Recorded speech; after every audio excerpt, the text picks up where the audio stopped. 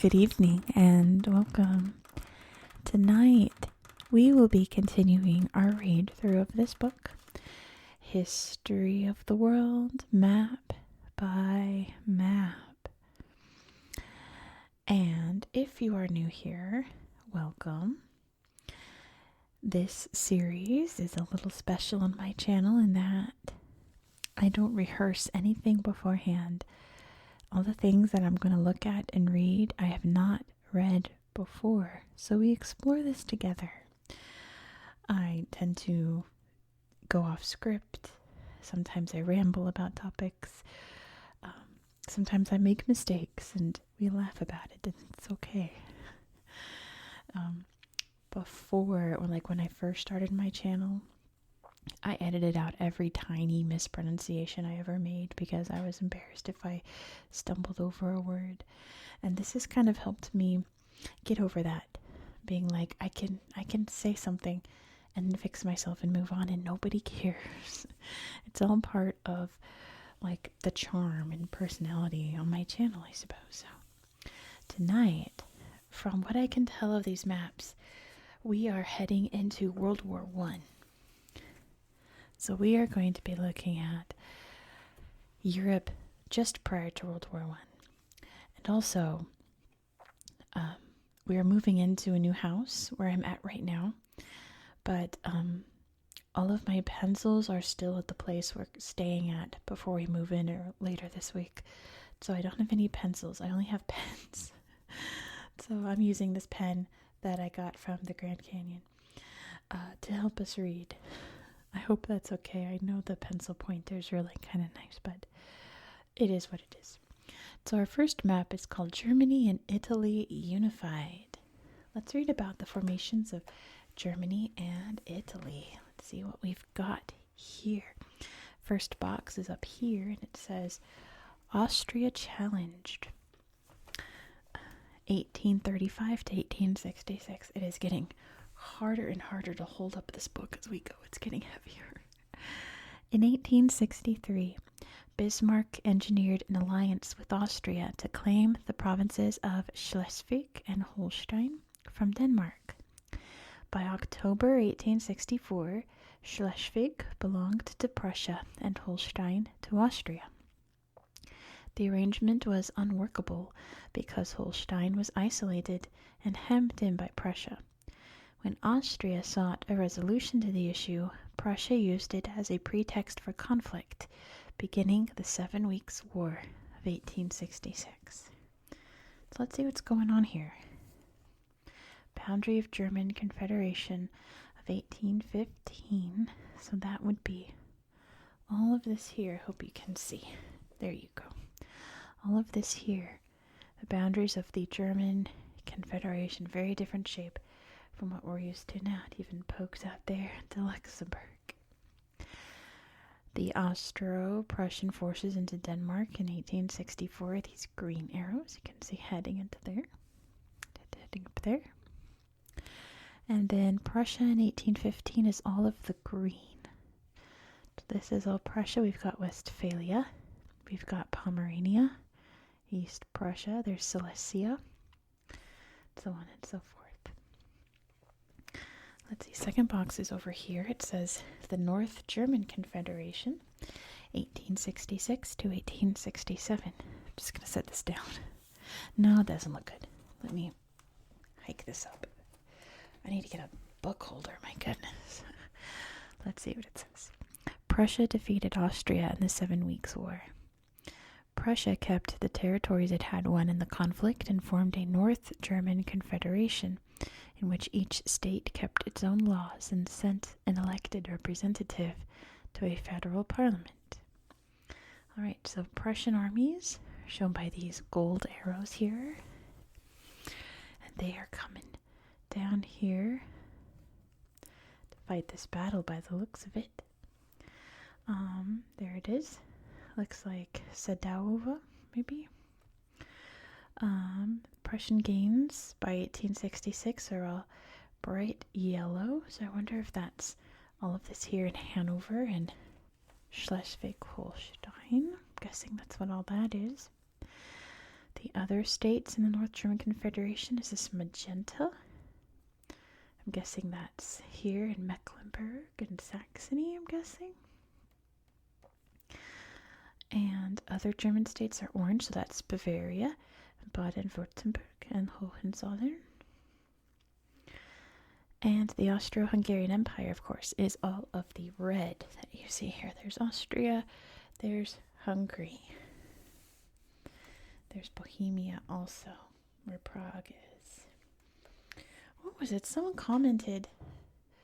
It was the bizarrest comment. It kind of took me aback.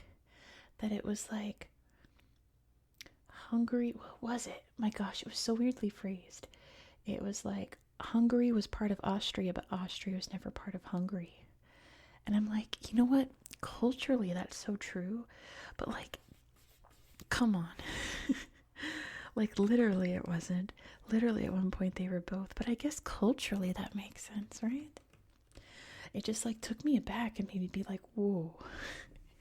Interesting comment, whoever left that. Franco-Prussian War, 1870 to 1871. Another great power, France, viewed Prussia's growing status with concern. Bismarck engineered a political situation that provoked the French Emperor Napoleon III into declaring war. This prompted the southern German states to ally with the Northern Confederation. The Germans crushed their French enemies, captured Napoleon III, and took Paris in 1871. So the Prussian invasion are these blue arrows, and we can see them over here, heading into Sedan, and so forth. There's a battle there, heading more southerly. And then we have Unification and Empire, 1871. As a result of the war, France lost the region of Alsace-Lorraine to Germany and was forced to pay compensation. The now unified German states adopted a new imperial constitution with William I as Kaiser or Emperor. The empire, with Prussia firmly in control, comprised 26 states. So all of this brownish border is the boundary of the German Empire, which looks a lot more like Germany today, doesn't it? You can see the shape of it there, huh? Along with all this too. And way over here. Way over there into Königsberg. Danzig right there. A lot bigger over here than it is now, obviously. And then cutting off Denmark right there. Alright, so that's Prussia. Let's see, or Germany, I suppose. Let's see Italy. Goodness. There we go. Okay. Sardinia and northern Italy, 1850 to 1860. By the 1850s, Sardinia Piedmont, consisting of Piedmont and the island of Sardinia, had emerged as the most stable and advanced state in northern Italy.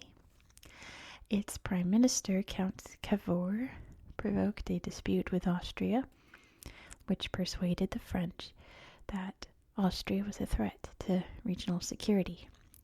In 1859, in exchange for the region of Savoy, the French helped to drive the Austrians out of Lombardy, which went to the Sardinian king Victor Emmanuel. The Sardinian army moved south to annex the provinces of central Italy. So Sardinia, Piedmont is pink. Sardinia and Piedmont is up here. Now, is it Piedmont? I assume so because it's Pied, like foot, Mont, like mountain. I say that because where I grew up in California in the Bay Area, we have a town spelled like this, but it's pronounced Piedmont. Like, is it Piedmont or is it Piedmont, like the town in California? I don't know. Let me know, somebody. But you can see that Nice and Monaco are in there, and there's Savoy up there. Territory annexed in 1859 is magenta. So it looks like Lombardy, I guess. And then annexed in 1860 is this dark magenta. So I think that's all of this here into the Papal States and Sicily, right? think that's what they were saying. Let's see what happens next. Conquest of the South, 1860 to 1870. In April 1860, insurrection broke out in the Kingdom of the Two Sicilies. Garibaldi sailed south with a volunteer force of 1,000 red shirts and took the island of Sicily. When he entered Naples, Bourbon rule in the south collapsed. The Kingdom of Italy was officially proclaimed in March 1861, and unification completed by the addition of Venice in 1866 and Rome in 1870. So we have purple swords here for battles. We can see them all down here in Sicily. We've got Garibaldi and the red shirts moving with these purple arrows. You can see them heading down from Genoa, down the Tuscan coast, heading to Sicily. It looks like on land as well. Heading over here, boom, boom, up through there. Area annexed by Garibaldi is all this, like, dashed area. What's this called? Striped. All of the striped area here with Sicily. Frontier of the new Kingdom of Italy is this purple boundary. So it's all... is this? Venetia, that's territory annexed later, so that's Venetia and Rome. So it's all this. Here, around Rome, we've got Sardinia. We've got Sicily. All the way around the boot. Awesome. And Italy is still its own little country, isn't it? It's held up very well. Even considering all of World War II and everything, it's still very much the same kind of boundaries, isn't it? Okay, first of all, this map is about the Balkan Wars. I feel like that's such an underrated part of European history. Like when you study European history, kind of a lot of pre-World War I stuff gets kind of glossed over. Like I would think unification of Italy and the Balkan Wars are kind of like, these happened. But this is like so important to why World War I happened, and also Greek history as well, and Serbian history. So let's get into it. Starting with Greece, like I just said. Greece, independence, and early development. 1830 to 1881. Greece was the first Balkan country to gain independence from the Ottoman Empire. The War for Independence from 1821 continued for nearly 10 years before the Ottomans finally accepted Greece's independence in 1830. Greece's territory grew with the addition of the Ionian Islands in 1864 and Thessaly in 1881. I think Thessaly is like one of the most beautiful names of anything in the world. I love Thessaly. I think it should be like a person's name. Thessaly. I love that. That's a plus name. But anyway, Greece in 1864 is this kind of turquoise. So that's all down here. And then Greece in 1881 is, I'm guessing all of this up here. I think we're going to see this color. Yeah, we'll see that in the next box. And then key events are shown by these fists here at Navarino. Oh, we forgot to read the little boxes on the other page. Oh, hold on. Oh, I'm so sorry. I hope you all weren't kicking and screaming about that. We forgot to read all the little boxes. Hold up. So that's something I would have edited out. But we're just going to pretend that didn't happen and just go back to this page and read all the little boxes. Let's see what we've got here. Hold on. There we go. September 1st, 1870, Prussia captures Napoleon III at the Battle of Sedan. 1871, the Prussians marched through France to besiege and occupy Paris. Up here in Basel, it says May 1871, the French cede Alsace-Lorraine to Germany in the Treaty of Frankfurt. Then we've got, over here in Italy, in 1859, the French and Piedmontese soldiers defeat Austria at the battles of Magenta and Solferino. In 1870, the Italian troops took Rome and the Papal States. And 1860, Garibaldi meets Victor Emmanuel at the Tiano to hand him half of Italy. And then 1866, Italy annexes Venetia. All right, back to Greece. Back to the Balkans. Phew, that was a close one. As I saw all these key events, it was like, wait, oh no. We gotta read all the little boxes. So key events at Navarino, Epidaurus, and Athens. Over here as well on the islands, I guess. And up there in Thessaly. All right, next big box. The Russo-Turkish War, 1877 to 1878. Which I feel like has come up in like a lot of videos about Turkey I've done recently. In June 1877, 150,000 Russian troops crossed the Danube to support the people of Bulgaria and Bosnia-Herzegovina in their rebellion against Ottoman rule. The San Stefano Peace Treaty reshaped the Balkans region, creating Bulgaria and bringing independence to Romania, Serbia, and Montenegro. So Russian forces are these magenta arrows.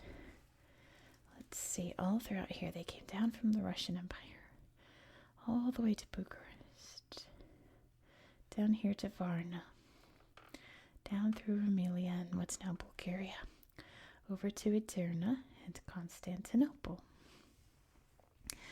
Montenegro in 1878 is this light tealish green, so that's all of this here. Very different from its borders today. It has all these islands as well. And Crete, apparently. Look at this, Crete. Serbia is this pretty turquoise here, which you can see Serbia there. Romania is gold, with Moldavia up there. And Bulgaria is this brown. Bulgaria here, very much looking like Bulgaria today. Third box is way over here. Oh, goodness. Bosnia crisis, 1908. Fearing that the Young Turks in Constantinople might reinvigorate Turkey, Austria-Hungary decided to annex Bosnia and Herzegovina. When Serbia demanded that they receive compensation for the annexation, Russia supported their claim. But when Austria, backed by Germany, threatened to invade Serbia, Russia was forced to back down and accept the annexation. Yep. Stepping stones to World War I, isn't it? The Bosnia crisis is shown by these swords, which we can see, up here near Sarajevo. And the annexation border is right here, looking very much like Bosnia-Herzegovina today, isn't it? The First Balkan War, 1912 to 1913. In 1912, let me lift this up a bit. There we go. 1912. 1 second. There we go. I have a new filming desk, so I'm still figuring out how everything needs to be placed. There we go. 1912, Russia encouraged Serbia, Bulgaria, Greece, and Montenegro to band together and take Macedonia from Turkey. Montenegro declared war on Turkey and was joined by the other League nations. By May 1913, the war was over. Sorry, my hand hurts. I'm putting this down. The war was over, and the Ottoman Empire had lost most of its remaining European territories, including Albania. Significant Ottoman defeats are yellow swords here. I can see one way up here. My goodness, give me the book. There. In Plevin. In this place, Kumanovo. Down here in Yanina, I'm guessing that's pronounced. Not sure. And then Albania in 1913 is this brown, looking very much like Albania today. You know what? I have a question. Does this, where it says Montenegro, because this is Montenegro. This is Macedonia. Like, does that mean to say Macedonia, or am I just not understanding? I don't know. Because that makes more sense if this was Macedonia, because then that's Montenegro. I don't know. I'm probably way off. We'll find out. The Second Balkan War of 1913. What if I go like this? There we go. In June 1913, tension over the division of Macedonia turned to war when the Bulgarians attacked Greek and Serbian positions in the region. When Romanian and Ottoman forces invaded Bulgaria, looking for gains of their own, Bulgaria soon sued for peace, and Macedonia was largely divided between Greece and Serbia. Oh, I see now. See, if I had just waited, it would have made sense. I see now. Okay, so Montenegro is here. I still think that should be Macedonia. So Serbian gains is all of this. This is what Serbia gained. And all of this is what Greece gained from the war. So that includes Crete way down here. Hello, Crete. And all the islands here. That makes so much more sense. If I had just waited like 5 minutes, I would have answered my question. Okay. See, Romanian gain is... Oh, I see. Here's Romanian gain right here. Bulgarian gain is this pink color here. And this is Montenegro. Oh, this is Montenegro's gain. If I had just waited 5 minutes, I would have figured this out. Montenegro's gain here. I get it now. Interesting. And then the battles are these teal swords. Teal swords. I don't see any teal. Is that this? In here? I guess so. Let's read all the boxes and read about all these battles. My goodness. Let's start up here in Moldavia. March 1821. Greek revolutionaries in Moldavia occupy Iasi and call on all Greeks and Christians to rise up against the Ottomans. In 1878, Romania becomes independent and gains Dobruja. September 30th, 1913, the Treaty of Bucharest ends the Second Balkan War. That's there. 1878, enlarged by the Treaty of San Stefano, Serbia becomes independent. Let's see what else. October 7th, 1908, Serbia mobilizes its troops and demands Novi Pazar region as compensation. It's Novi Pazar there. Gosh, this book's getting heavy. 1878, the Treaty of Berlin puts Bosnia-Herzegovina under Austria-Hungary's control, although it remains an Ottoman possession. And here, on October 6, 1908, Austria-Hungary annexes Bosnia-Herzegovina. 1878, Montenegro doubles its territory and gains independence. October 23rd and 24th, 1912, the Serbian army defeats Ottomans at the Battle of Kumanovo and joins forces with Montenegrins to enter Skopje. It's here. There's Skopje. June 30th to July 8th, 1913, the Bulgarian army is defeated by the Serbs at the Battle of Begrodnica. Right here. And I wish they just used better colors. It would have made a lot more sense if they had used better colors. It wouldn't have confused me. On October 19th to 20th, 1912, the Greek army defeats the Ottomans and captures Yanica here. On May 21st, 1864, Britain transfers the Ionian Islands to Greece as a gesture of support of King George I. And that's here. That's what this is meant to indicate. The Ionian Islands there in the Ionian Sea. October 20th, 1827, British, French, and Russian naval fleets destroy the Egyptian fleet supporting the Ottomans. It's Navarino. And come here. Goodness. January 1822, the Greek National Assembly declares Greece a free and independent state.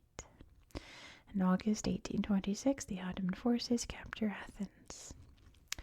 Up here in July 1881, the Ottoman Empire cedes Thessaly to Greece following the Russo-Turkish War. July 19th to 21st, 1913, Greek victory against the Bulgarians at the Battle of Kilkis. October 21st, 1912, the Bulgarians defeat the main Ottoman forces in Thrace and capture Constantinople. Holy moly. And let's see what's happening over here. Actually, here first. 1878 to 1885. The Treaty of Berlin returns Eastern Rumelia to the Ottoman Empire, but Bulgaria reclaims it in 1885. What have we got over here? January 1878. The Russians take Edirne, then known as Adrianople. March 26, 1913, Edirne falls to the Bulgarians. And July 23, 1913, the Ottomans force the Bulgarians out of Edirne. In March 1878, the Treaty of San Stefano ends the Russo-Turkish War. Over here, there's San Stefano. And in July 1908, the Young Turks establish a constitutional government in Constantinople and begin a program of reform. Kind of the birth of modern-day Turkey today with the Young Turks. I think I got all the boxes. There was so many on this page. My goodness. Okay. Let's see what's on the last page here. Dun, dun, dun. The eve of World War. Ooh. Let's see what happens next in the story before we enter World War I. Here we go. Germany, Austria-Hungary, and Russia between 1871 and 1918. Germany negotiated alliances with Austria-Hungary and Russia to limit or prevent war. The defensive Austro-German alliance, later joined by Italy, creating the Triple Alliance, prevented Austria siding with Russia in any attack on Germany. Romania secretly joined in 1883. The Three Emperors' alliance helped to ease the tension between Russia and Austria over the Balkans and isolated France. Austro-German alliance. These red circles. So we have, my goodness, these are a lot of diagrams here. Circle in Germany, circle in Austria-Hungary. The Three Emperors alliance is a diamond, so we have Germany, Austria-Hungary, and Russia. And the Triple Alliance is a pentagon, so we have Germany, Austria-Hungary, Italy. Interesting. All right. Slide over here. There we go. The development of the Triple Entente, 1894 to 1907. After the Three Emperors' alliance collapsed, Bismarck arranged the Reinsurgence Treaty between Germany and Russia. In 1890, Kaiser Wilhelm II refused to renew this treaty, leaving Russia free to ally with France. The Franco-Russian alliance provided reassurances of mutual military support. Britain sought to limit threats to her empire, and in 1904 allied with France, and then in 1907 with Russia, creating what was called the Triple Entente. The Franco-Russian alliance is a blue square. So we have Russia, France, Franco-Russian. The Entente Cordiale is a star. So we have Britain, France, Britain and France. The Anglo-Russian Entente, Britain, Russia. Ta-da. Little friendship bracelets across Europe, basically. Arms buildup, 1898 to 1914. Alongside shifting alliances, Europe was building its military capacity. Britain already had the largest navy in the world.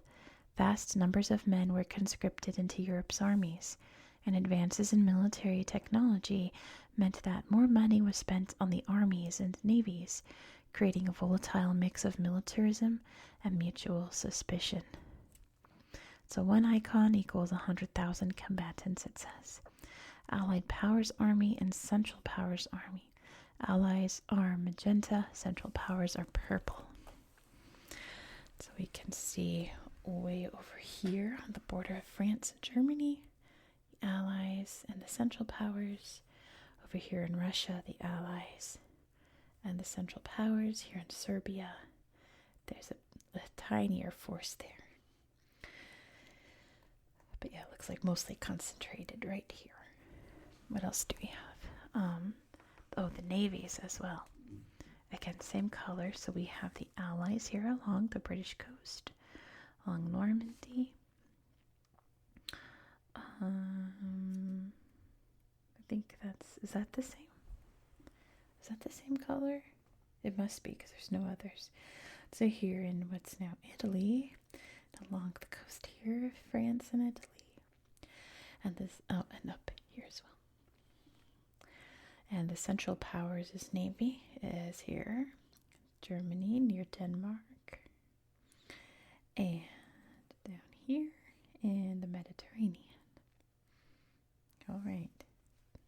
Oh, I didn't see these soldiers over here at that border as well. Look at these poor 100,000 soldiers just out here. Like, we're here. Way out here. Then we have the alliances on the eve of war, 1914. By the time war broke out in 1914, Europe was divided into two well-armed camps. The Allied powers, formed of the Entente powers, Great Britain, France, and Russia, and Montenegro, and the Central Powers of Germany, Austria, Hungary, and Italy. Throughout the war, more countries joined each side. All right, let's do these boxes. Let's see what's happening around here. Let's start up here in St. Petersburg. It says 1887 to 1890. Germany agrees to reinsurgence treaty with Russia, guaranteeing neutrality in any war with the third power, excluding France and Austria. 1909 to 1910, Tsar Nicholas II commits around 1 million rubles to construction of a military air force. And in 1910, the first aviation school opens in Gatchina. All right, next in 1903, there we go. Krupp's dockyard in Kiel completes the first fully functioning U-boat. Over here in March 1908, Germany launches its first all-big gun dreadnought battleship, the SMS Nassau. Over here in the British Isles, 1907, Britain reorganizes its army to create an expeditionary force of 160,000 troops and a volunteer part-time force of 300,000 territorials. In 1907, construction begins on Rosyth Naval Dockyard. Is that how you say that? February 1906, launch of the HMS Dreadnought, the first all-big gun battleship that fuels the naval race there in Portsmouth. Here in London in 1839, the Treaty of London guarantees Belgian neutrality and commits Austria, Belgium, France, the German Confederation, the Netherlands, Russia, and Britain to military intervention if neutrality is breached. And down here in Algeciras, 1906, Britain supports France over Morocco at the Algeciras Conference. Is that how you say that? It feels wrong. And the two countries begin talks in a military alliance. Then here in Morocco, 1905 to 06, Germany tests the strength of the Anglo-French Entente by recognizing Morocco as independence. Ooh, salty. They're like, we're going to mess with Moroccan politics just to see what the rest will do. In 1882, Italy joins the Austro-German alliance to create the Triple Alliance. So it's happening up here in Berlin. 1898 to 1912. Oh gosh, it's dark font on dark color. Hold on.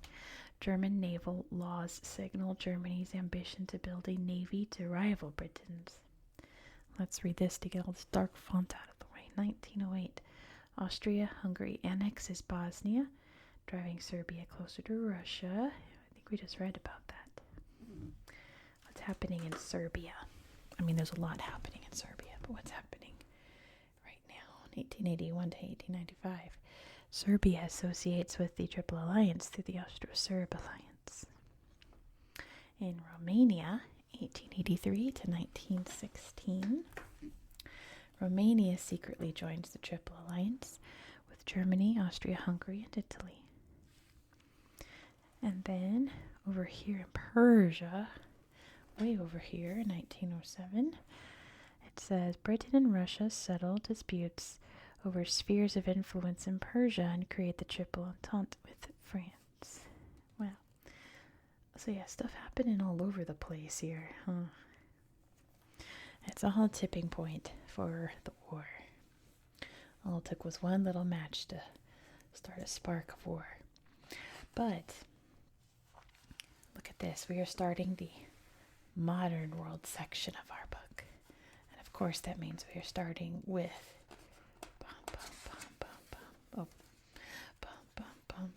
come on. World War One. So look forward to that. We'll do this in 2 weeks, okay? Let me see. World War One, Wider War, the Russian Revolution. Gosh, stuff is happening, folks. The 20th century has arrived in our book, and it's going to be a mess. But also brings a lot of wonderful changes to our planet, huh? But that's going to be it for now. Thank you so much for watching. This one was a little more hectic than usual, but that's okay. I hope that you found this video to be relaxing and educational. And I hope that you have a good night. Good night. Good night. Good night. Good night.